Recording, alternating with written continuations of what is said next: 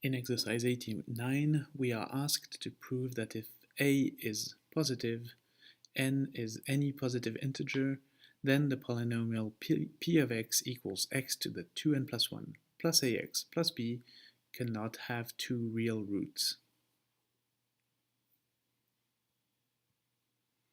So, p of x equals x to the 2n plus 1 plus ax plus b.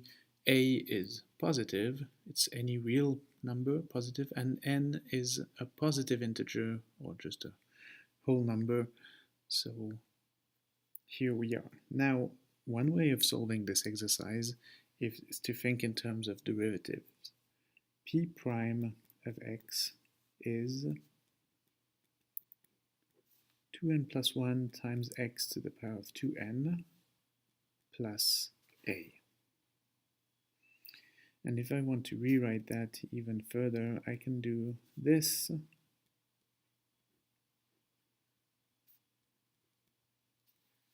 A to the power of bc is equal to a to the power of b to the power of c, or here actually a to the power of c to the power of b.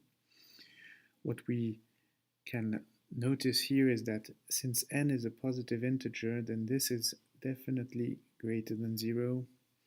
This is a squared, so it's definitely greater or equal to 0. And a is also by definition greater than 0. So what we can conclude is that p prime of x is greater than 0 for all x. In math we say that the graph of p, or p is a monotonous function. It's always going up. Let's just do it like that. This is a monotonous function. There's the same for functions that are just always going down. This would also be called monotonous. But anyway, since we found that the derivative is always positive, that means the function p is always increasing, and therefore it can never have two intersections with the x-axis. So, the next question we're going to check is problem 91. And here again, it's an exercise where we need to prove something. So they're usually at a higher level of difficulty. It's often more abstract. In this question, we have another polynomial p of x, which is ax squared plus bx plus c. So it's a quadratic function. And what we need to prove is that for any interval ab, the value c guaranteed by the mean value theorem is the midpoint of the interval. So we're going to see what this means on the sketch.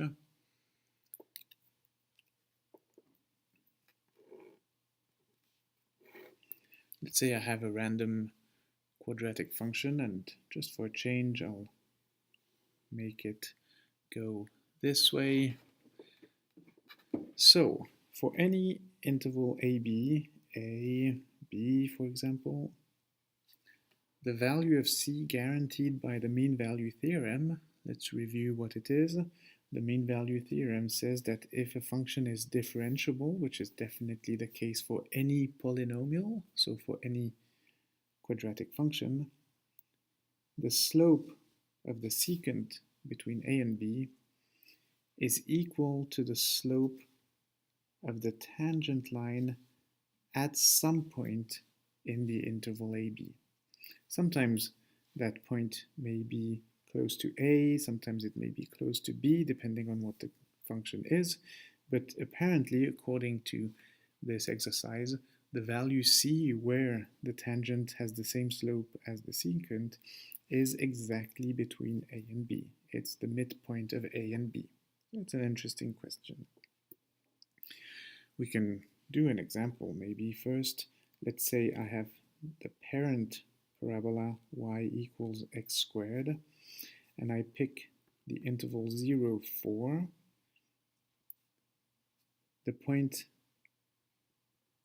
A, the first point is 0, 0, the second point is 4, 16. the slope of the secant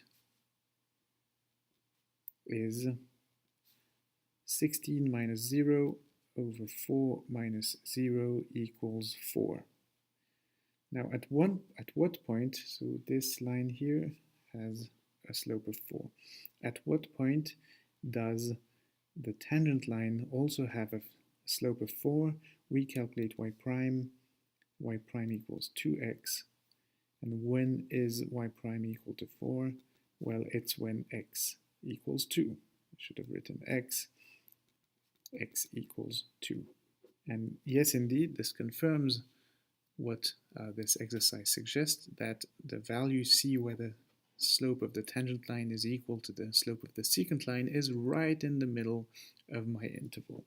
So at x equals 2, I would have a tangent line like this that would be parallel to the secant.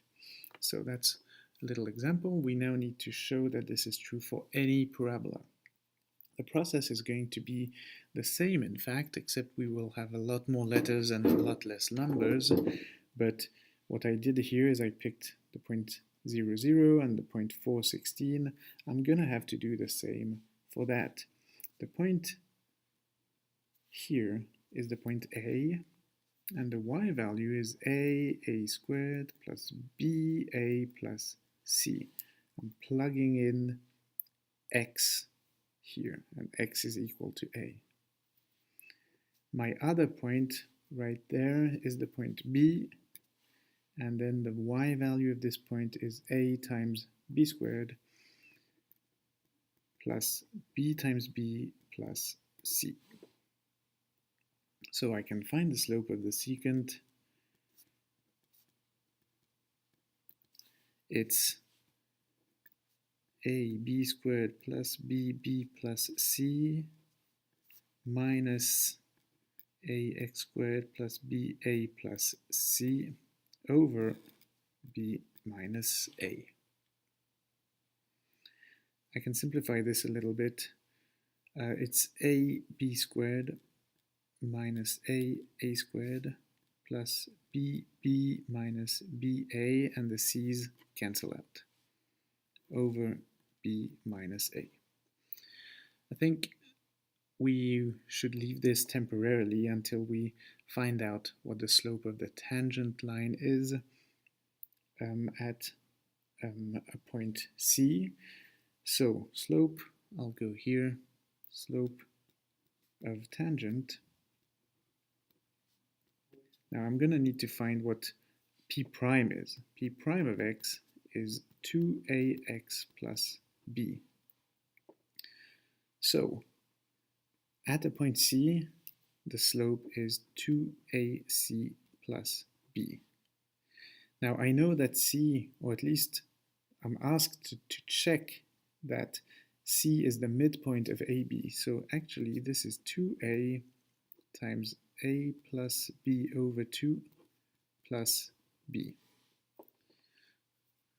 So let's rewind. Here I have the slope of the secant, and here I have the slope of the tangent line at the midpoint. So I've already selected the slope at C, which is the midpoint. And now what I need to do is to show that these two slopes are equal. Is that going to be easy? I don't know, but definitely I can cancel out the 2's here. So I have a plus b plus b.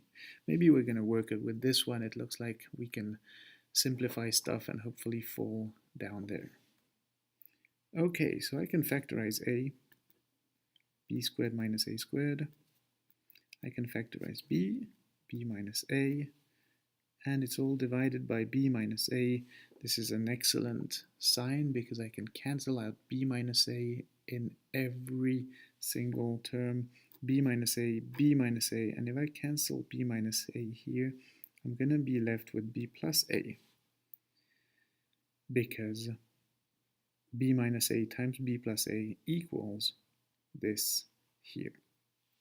So that is a times b plus a plus b. Look at that, these two are equal, and therefore I have proven this proposition.